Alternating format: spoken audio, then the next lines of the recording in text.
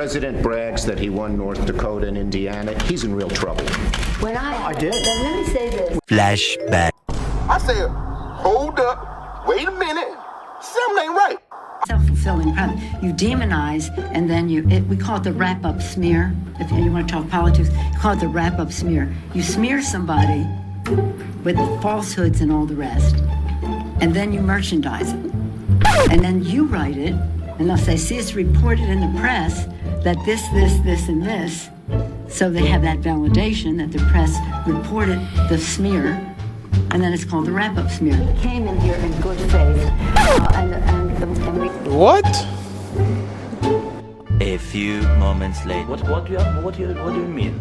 I'm talking about the kind of diplomacy that's going to end the destruction of your country. Yes, but if you Mr. President, with respect, I think it's disrespectful for you to come into the Oval Office and try to litigate this in front of the American media. Right now, you guys are going around and forcing conscripts to the front lines because you have manpower problems. You should be thanking the president for trying to bring an end to this conflict. Even you, but you have nice ocean and don't feel now, but you will feel it in the future.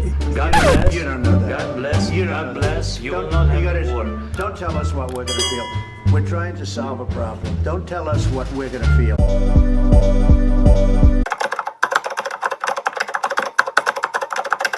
Thing to us, I might put it a different way. Border security is extremely important. And we have to take care of border security. When you look at what happened with the caravans, with the people, with a lot of, we shut it down. We had no choice. We shut it down. But it could be a lot easier if we had real border security. I just want to pay my respects to the Border Patrol agents and officers. They've been incredible. The ICE agents and officers, they've been incredible. And very importantly, our military. Our military went in and they did an incredible job. They have been really, really spectacular. A lot of the people that wanted to come into the country, and really they were going to come in no matter how they wanted to come in, they were going to come in even a rough way. Many of these people are leaving now and they're going back to their countries, Honduras, Guatemala, El Salvador, and other countries. They're leaving. If you notice, it's getting a lot less crowded in Mexico. And a lot of them are going to stay in Mexico, and the Mexican government's been working with us very well. So we appreciate that, but they haven't been coming into our country. We can't let people come in that way. So that's pretty much it. We're going to talk about the wall. I wanted to talk about criminal justice reform, just to let you know how positive that is. I want to talk about the Farm Bill, how positive that is, and I want to talk about the wall, and I will tell you it's a tough issue because we are on very opposite sides of, I really think I can say border security, but certainly the wall. But the wall will get built. A lot of the wall is built. It's been very effective. I asked for a couple of notes on that. If you look at San Diego, illegal traffic dropped 92% once the wall was up. El Paso, illegal traffic dropped 72%, then ultimately 95% once the wall was up. In Tucson, Arizona, illegal traffic dropped 92%. Yuma, it dropped illegal traffic 95 to 96%.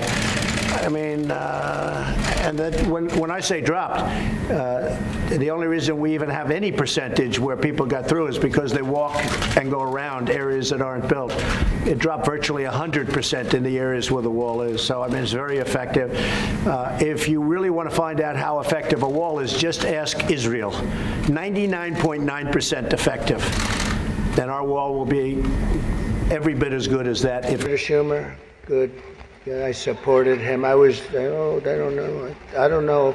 He used to say that's true, and now I'm not sure he would, but I gave him his first check from an office in Beach Haven, and I was very proud of it. I don't know about lately. No, I was. It was his first check. He was running, and I said, he's a good man. Very much, I appreciate it. If Democrats really wanted to have someone not be with us this evening, they would have just sent Joe Biden. You know, he's having second thoughts, you know that, right? He wants to come back. If she does any worse in the polls, they're going to bring him back again, I think. Chuck, he's going to do it. He's the one that got him out. That's the guy. Much more so than Crazy Nancy, I will tell you. because I know him. He did it. And yet sometimes very beautiful. But the press is reporting that Democrats are starting to panic. They're panicking. They are panicking because, you know, the votes that are coming in very, very strong a certain way. I won't tell you what way that is, but Chuck Schumer is here looking very glum. Doesn't he look glum? He looks glum. But look on the bright side, Chuck, considering how woke your party has become. If Kamala loses, you still have a chance to become the first woman president.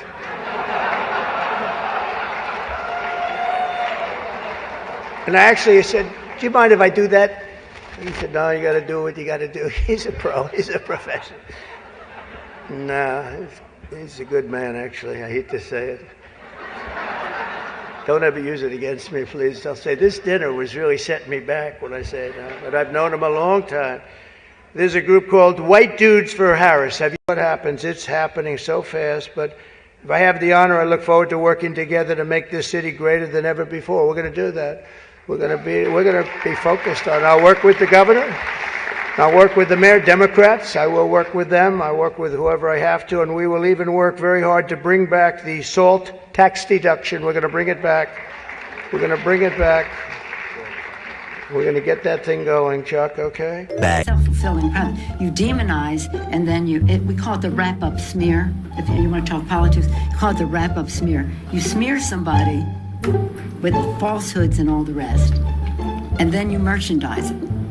And then you write it, and they'll say, see, it's reported in the press that this, and this.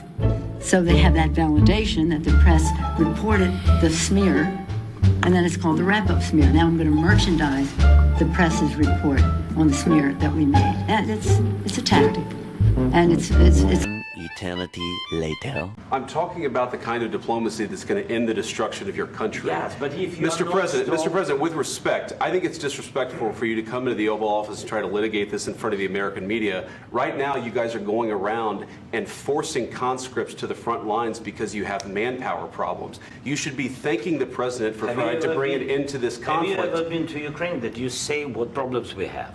I have been to. Come once. I've actually watched and seen the stories, and I know what happens is you bring them on a propaganda tour, Mr. President.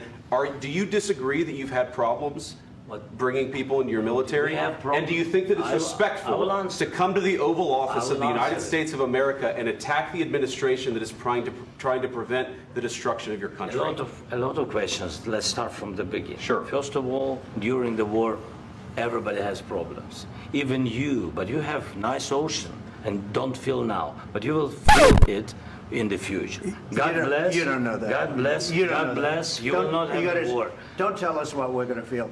We're trying to solve a problem. Don't tell us what we're going to feel.